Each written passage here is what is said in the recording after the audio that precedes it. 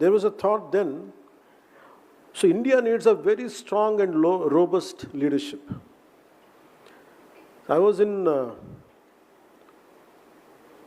Varanasi to I took my father's ashes. నా తండ్రి అస్థికల్ని నిమజ్జనం చేయడానికి నేను వారణాసి వెళ్ళినప్పుడు జరిగిన సంఘటన అది. ఆ రోజు నాకు కలిగింది ఏంటంటే, అంటే పట్టుమని 10 మంది వచ్చి ఈ దేశాన్ని ఇబ్బంది పెట్టేయగలరా, అది నన్ను చాలా చాలా తినేసింది ఆలోచన. అంటే ఫర్గెట్ అబౌట్ డెవలప్మెంట్, అభివృద్ధి, ఎంప్లాయ్మెంట్, వీటన్నిటికంటే కూడా ముందు మనం భద్రతగా ఉండాలి. We had be safe and secure in our own motherland. అలాంటిది పాకిస్తాన్ నుంచి వచ్చి ఇది బాంబేలో జరిగినప్పుడు ఎక్కడైనా జరుగుతుంది. ఆ రోజు నాకు అనిపించింది, India needs a very strong leader.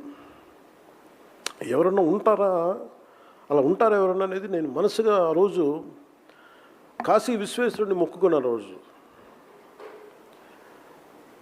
ఆ రోజు నాకు ఒక మాటలు గుర్తొచ్చినాయి, నాని పాల్కేవాల్ గారి మాటలు.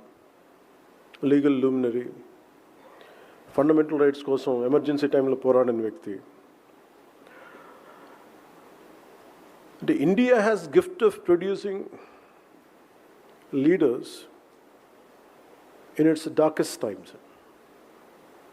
అంటే చాలా చీకట్లో ఇరుక్కుపోయినప్పుడు, దారి తెన్ను తెలియనప్పుడు భారతదేశంకి ఒక బలమైన నాయకుల్ని తెచ్చుకోవడం తెలుసు.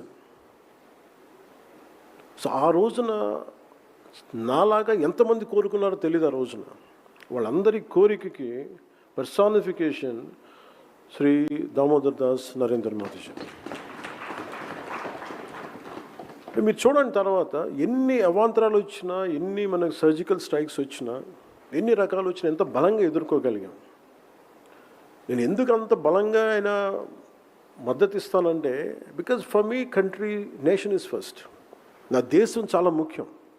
దేశం బాగున్నప్పుడు ఒకరోజు అటు జరిగిన అభివృద్ధి ఉన్నా లేకపోయినా దేశానికి బలమైన నాయకత్వం, తద్వారా బలమైన వ్యవస్థ నిర్మించకపోతే దేశం విచ్ఛిన్నం అయిపోతుంది. ఆ భయంతో ఉంది. సో అందుకని దీన్ని ఫస్ట్ రెజల్యూషన్ కింద ఈ సేనా ప్రస్థానం ఫర్ నేషనల్ ఇంటిగ్రిటీలో ముందు నరేంద్ర మోదీ గారికి ఎందుకు దీన్ని రెజల్యూషన్ 1 పెట్టామంటే దీనికి కారణం అది. అలాంటి నాయకుడికి మనస్ఫూర్తిగా మరోమారు నేను ధన్యవాదాలు తెలుపుకుంటా ఉన్నాను.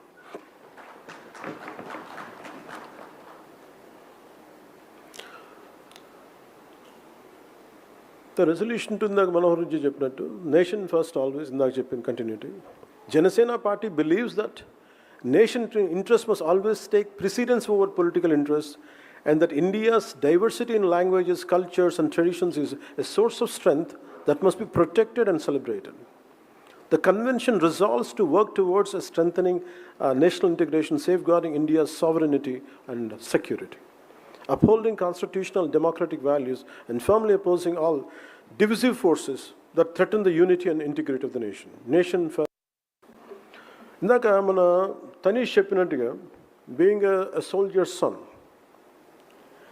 నువ్వు సైనికుడిగా యుద్ధం మీరు ఉన్న ఇంతమంది సైనికులు భారతదేశ సరిహద్దుల్ని గస్తీ కాస్తున్నప్పుడు, ఎక్కడో సియాచిన్ గ్లేసియర్స్లో ఎముకలు కొరికేసే చల్లో కాస్తున్నప్పుడు వాళ్ళని మనం నువ్వు ఏ జిల్లా నుంచి వచ్చావు, ఏ నేలలో పుట్టావు, ఏ భాష మాట్లాడతామని అడగం.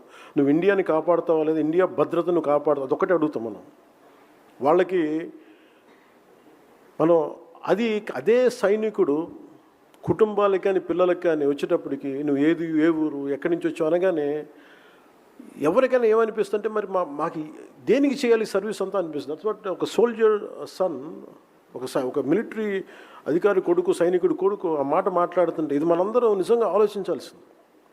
ఈరోజు మన అందరంగా కూర్చోబెట్టి ఇంతమంది రాజకీయాలు చేస్తున్నాం, ఇంతమంది ఉన్నామంటే సరిహద్దుల్లో ఉన్న సైనికులు నిజంగా వాళ్ళ పహారా కాయకపోతే మనం ఏం చేయలేము మనం. సో అలాంటి సైనికులకి ఈరోజు మేము ఈవినింగ్ నివాళి ఎందుకు అర్పిస్తున్నామంటే, మీరు లేకపోతే మేము లేము. If Indian military is not there and this country would have gone, we can't even imagine what would be the future of this country.